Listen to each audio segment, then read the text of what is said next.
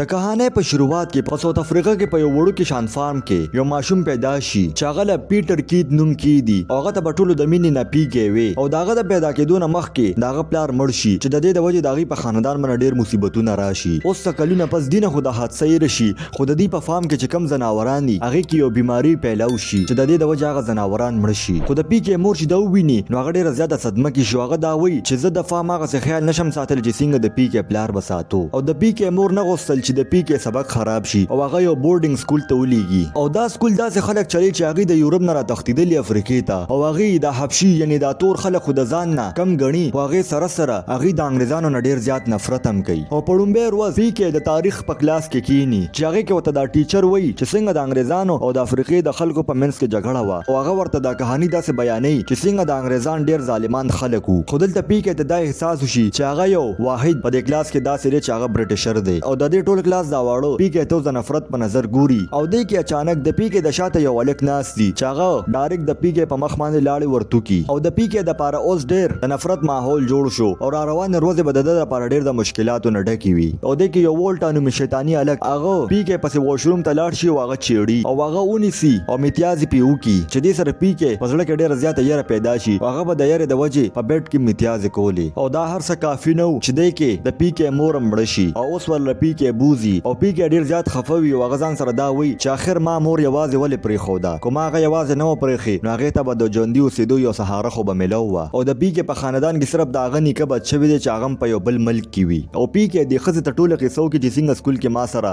زیاتي کېږي او دې ښځې به هم پیکې لکه د زوی په شان ګڼو او د هغه د یرې ختمولو دپاره دې ښځې د پیکې دپاره ډیبولا مانزي یو نومي سړی راوغواړي چې هغه یو غټ جادوګر وي او هغه دې د یو هاتي مخې ته ودري چې هغه ډېر تیزۍ سره د پیکې طرف ته را روان وي او هغه چې څنګه دته راجوخ شي او د هاتي یو تیز اواز وکړي خو پیکې ونه یریږي مال ته ولاړ وي او دې سره د پیکې دا یره پوره طریقې سره ختم شي او د سکول تلو نه مخکې هغه دله یو چرګ ورکي چې هغه به د حفاظت کوي او بعد کې دا شیطانان ماشومان د پیکې تنګولو دپاره چې څنګه راشي نو دې کې دا چرګ اواز شروع کی چې دې کې پیکې راپاسي او دا ماشومان وتښتي. دې سره څه غټ فرق خو نه پروزي خو پیکې ته به د تیارولو موقع خو ملاویږي او اوس وخت تېرېږي او دویم جنګ عظیم هم شروع شي او په دې سکول کې چې دا کم سټوډنټان دي دوی د انګریزانو نه ډېر زیات نفرت کوي او هغوی خپل آیډل هټلر مني او اوس دلته د ټولو ټارګټ پیکې و او یو ورځ ټول سټوډنټان پیکې ونیسي او هغه برسټن ته په حواله کی. برسټن د دې سټوډنټانو مشر وي او هغه د پیکې شړک ووي او د خپل زور ښودلو دپاره هغه د پیکې دا چرګ مړه کي چې سره د پیکې دا یره په غوسه بدله شي. نو پیکې برسټن لا د کور کې چې دی کې هغه پروزي شاته او هغه زخمی شي او اوس د بدلې غشتولو دپاره برسټن دا پیکې یو ټز وړن کی او هغه بوس مړ کوي چې دی کې اچانک ټیچر راشي او هغه په دې حرکت باندې برسټن له یو شړک ورکي او د یو سټوډنټ مړ کولو کوشش د وجې هغه د سکول نم بهر کی او دې حادثې نه پس پیکې خپل نیکه له راولېږي خو د پیکې نیکه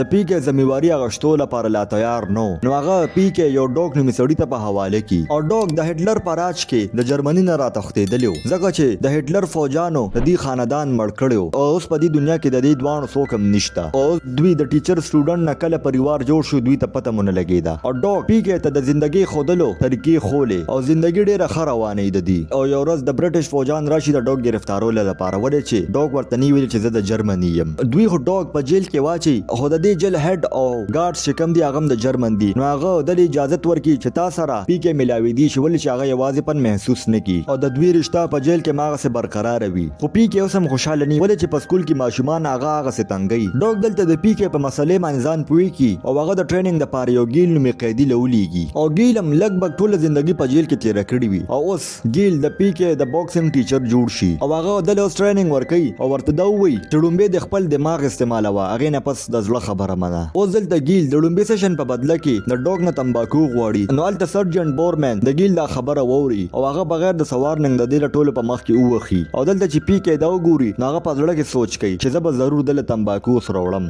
خیر پیکې اوس خپل باکسینګ ټریننګ جاري ساتي او چې څنګه هغه غټیږي دې سره سره هغه د باکسینګ کې نور هم ښه کېږي او هغه د خپل مقابلې ځای په جیل کې جوړ کړي او اوس پیکې ډېر زیات طاقتور شوی وي او اوس د تور افریقن خلکو په نظر کې د پیکې عزت نور هم زیات شي او پیکې ګیل او باقي قیدیانو له په ګملو کې به تمباکو راوړل او یو ورځ پیکې ګیل له په بالټي کې تمباکو راوړي چې دې کې دا بورمن وویني نو هغه دا بالټي وغورځوي او بورمن ګیل له راشي ورته وایي چې ستا د تمباکو خوړلو ډېر زیات شوق دی او هغه په دې خپل بوټ باندې لږه شان خټه او تمباکو پې واچوي او ورته وایي چې دا اوس وسټه. نو اوس پیکې ګیل له په منډه راشي ورته وایي چې دنه به زستا د هر درد بدله ضرور اخلم. سروزه پس د هټلر د مرګ خبره راشي او د سره ډاک هم ډیر زیات خوشاله شي چې هغه اوس کور ته واپس لیشي. خو پیګ ډیر زیات خفوي ولې چې هغه نه غوښتل چې ډاک لاړ شي. او یو ورځ د جیل هډ ډاک لا د کمشنر راتلو په خوشاله کې هغه د پارټي مشر کی او د دې موقع نه پیګ او ګیل فائدہ واخلي او یو غانو لیکي چې پاره کې د ګارد بیزتی لیکلي وي او اوس دا پارټي شروع شي او دا ټول قیدیان دا غانه ویل شروع کی چې دې ټول ګارډز ډیر زیات کنفیوز چې اخر دوی وایي اوس چې پارټي ختم شو ګیل چې بهر روزي نو بورمن ګیل گیر کی او د غانې تاسو کوي نو ګیل خورته اول نه وي خو بیا ورته وایي چې تاسو ټول ګارډز چې کومه دا یریږي او تاسو ټول بے غیرت یې او دا خبره ورته بار بار کوي چې دې سره ګیل د ډیر زیات سکون ملاويږي او اوس بورمن ګیل په ډنډې باندې یو شان وهل شروع کی چې دې سره ګیل حالت ډیر زیات خراب شي او بل خو چې پیګه ته پته ولګي چې ګیل په دې پارټي کې نشته نو ګیل په سر تلاش کول د پاره وځي هغه چې څنګه ګیل وګوري ورل رامنډ کی او چې وګوري نو ګیل ډیر زیات به حال وي او داغه اخیری ساګانې شروع وي چې دې سره ګیل پیګه ته وایي چې څومره افریقن خلک تیاغي ټول را یو ځای کا او هغه خبر ورته بیاو کی چې لومبه کار د دماغ نه اخله د ځړنه نه اوس کلونه تیر شي او پیګه مزوان شي او هغه اوس جوهانسبرګ انګلیش سکول کې سبق ویلو او پیګه د خپل باکسینګ په دې سکول کې جاري ساتي او هغه یو ورځ په میچ کې چې څنګه لومبه سوق اوخري نو را پروزي او هغه هار منلو والای چې دې کې هغه یو جنوي نه چاغه ورته وی چې پاسا او دې کې आवाज موري چې هغه आवाज افریقې د خلکو وی چې هغه د رنگ د وجه د سټډیم ته داخلولو نه منع کړیو او اوس پیګه کې همت راشي او هغه په د خپل اپوننت باندې یو شان سکون شروع کی چې د سره هغه د میچ وګټي او د سره د په سکول کې عزت هم ډیر زیات شي او هر طرف ته د فین جوړ شي او د پیګه سترګې هغه جنې تلاش کول پسې وی او هغه د یو مرګري موري په بدد باندې د هغه جنې پته پیدا کی چې دا غي نوم ماریا وی او دا غي د پلار نوم ډینیل وی چې هغه د انګريزانو د افریقې خلاف یو پارټي جوړ کړی وی او یو شپه پیګه همت وکي او ماریا له ملاوي د پاره لاړ شي خو هغه ډیر کم وخت د پاره ملو شي او په سبا موري پیګه یو داسې جیم تبوزي چې الته انګريزان او افریقې خلک باکسینګ کوي او الته یو هوپی نو مسړې چې هغه د جیم مالک هم یو د هغه ټرینر هم وي او هغه سره هغه د باکسینګ کوچ هم وي او هغه د پیګه د باکسینګ د ټالنت د وجه ډیر زیات متاثر شي او دا کوچ پیګه له خپل ټریننګ باور کوي خو د پیګه په دماغ کې اوس هغه ماریا نوم جنې وي او هغه سیده داغه پلار سره ملاوي دوله لاړ شي او ورته هر څه وي نو دا پلار ورته وي چې دا ته په سوچ کې مونکه کني سرمن بدر نو باسم خو ماریا باندې په دې خبرو فرق نه غورځیدو او هغه د پلار خلاف لاړ شي او هغه پیګه سره ملاوي دوله پر هغه جیم تراشي او دنه پس د پیګه مخ ته یو لایس مسړې راشي او هغه ګیل سره په جیل کې وخت تیر کړي او هغه وی چې ما خپل خلک ساده پر راغون کړیو او بیا الایس پیګه دوما سره ملو کی او دوما ورته دا وی او چیلنج ورکی چې په تور خلکو کې هغه مر طاقت چې څومره پتا سو کې دي او کو یقین دې ناراضي نو راځي او د باکسینګ میچ په وکړو او پیګه هم د دا چیلنج قبول کی دنه پس پیګه الکساندرا ته لاړ شي او دا دغه تور خلکو قصبه وا چې دلته ډیره زیاته غریبي وي او د دوما او د پیګه میچ کتو د پاره ټول خلک راغلي وي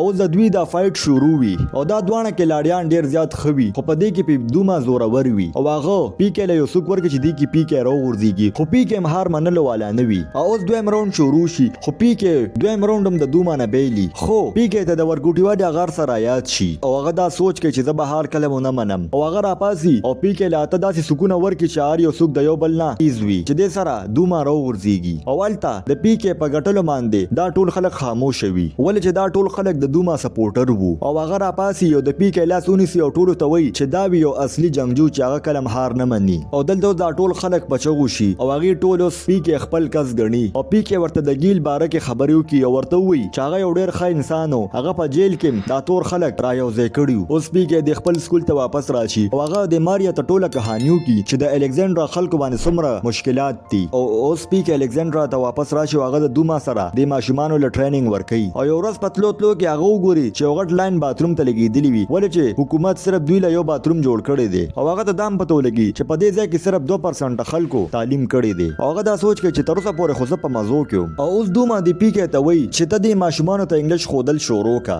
خو پیګه دا سوچ کوي چې دا دومره آسان کار نه دی ځکه چې انګريزان به کلم دا نه مني نو دلته ورته دوما وایي چې ته یو هار نه منلو والا انسان یې ولې چې تا په جیل کې ټول خلک را یو ځای کړیو او دا خبره د پیګه په زړه لګي خو هغه ته پته و چې دا دومره آسان کار نه دی او هغه د سکول د هډ ماستر ته راشي ورته وایي چې دوی ته موږ سبق خایو او هغه دا خبر دومره جوش سره وکړي چې دا هډ ماستر یې ومني خو ورته وایي چې ته به په خپل سبق خې او اوس ماریا پیګه له په خوشاله راشي ورته وایي چې ما سره د ډانس پارټي د پر لاړ شه نو دلته ورته پیګه په غوسه کې وایي چې تا ته خو پته نشته چې د الکساندرا په خلکو باندې ستیریږي او دا ډانس پارټي ضروری اړو دینه او هغه یو شپه روټه ته ناسي خو هغه د الکساندرا د خلکو په فکر کې وي او هغه چې د خپل خاندان موري د تور خلکو په باره کې بد وایي نو هغه ډیره زیاته غوسه شي او ورته وویل چې زه الکسندرا ته تلل غواړم او هغه وایي چې زه د دې غریبانو خلکو مدد کول غواړم او هغوی له خپل حق ورکول غواړم ځکه چې موږ د هغوی ملک ته راغلي یو هغوی نه او دې سره دا پلار ډېر زیات غوسه شي او ماریا له یو شړک ورکړي او بل خوا پیکې او موري د الکسندرا خلک په پټه باندې د سکول ته راولي او ورته به سبق ښي خو دا کار د خطرې نه خالي نه او یو ورځ هغه په کلاس کې دوی ته سبق ښيي چې دې کې ماریا راشي او هغه د پیکې ته وایي چې زم دې ته سبق خول غواړم خو پیکې د هغې شکریا ادا کړي ورته ووایي چې ته به په دې کې ګیره شي او په سبا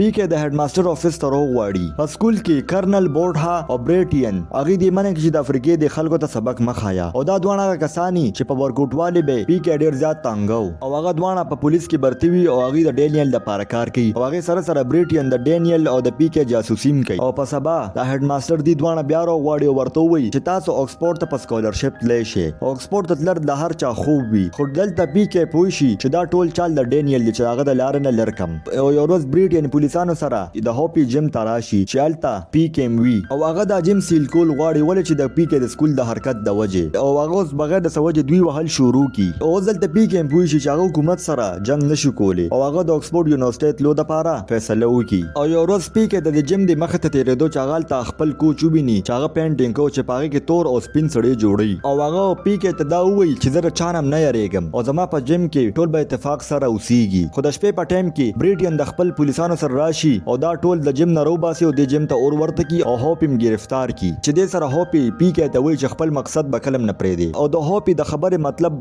باکسینګ نه و هغه مطلب دا و چې د رښتیا دپاره به جنګ کې او دلته پیکې هم دا سوچ کوي چې زه به کله هم هارو نه منم او اوس د موري او د ماریا په مدد باندې د افریکنز ته سبق خول واپس شروع کړي او دا سبق دوی اوس په چرچ کې ښیي خو هلته هم دا کرنل ریډ ووخي او دې سره د دوی په منځ کې جګړه شروع شي او په غلطۍ کې په دې ډنډه باندې ماریا په سر ولګي چې هغه راپروزي او एकदम مړه شي نو دې سره پیکې ډېر زیات غوسه شي او هغه د پولیسان یو شان وهل شروع کړي او د ماریا پلار پیکې چې ویني نو هغه وهلو پسې ډایرکټ ورشي خو اوس پیکې هم د ده نه نه یریږي او هغه وخت کې هلته وګوري چې د الکسندرا ټول خلک ماریا دپاره راغلي وي چې یو وخت کې هغې ورته سبق خولی او د ماریا د مرګ نه پس پیکې ډېر زیات خفه وي او هغه اوس دوبله ورځي چې زه اوس اکسفورډ یونیورسټۍ ته ځم او چې هغه هلته ورشي او هغه ماشومان په انګلیش ویلو باندې وویني نو هغه ډېر زیات خوشحاله شي ولې چې پیکې دوی ته دا سبق خولی و اوس پیکې ته دا احساس و چې هغه دلته ایسارېدل ډېر زیات ضروري دي او حالات بدلولو دپاره اور ته خو به ضرور ټوپ کې او یو ورځ په د الکسندرا کې درز غوبل شروع شي چې هلته پولیسان راغلي او هغوی د الکسندرا دا خلک وخي او د پیکې باره کې دې تپوس کوي چې هغه چېرته دی خو پیکې او دوما د هغه ځای نه تښتي چې په دې کې بریټن وویني او دوما په خپه باندې په ګولۍ ولي خو دلته دوما بیا هم پیکې ته وایي چې ته د دې ځای نه وتښته او دا خلک هم د پیکې د تښتېدو مدد وکړي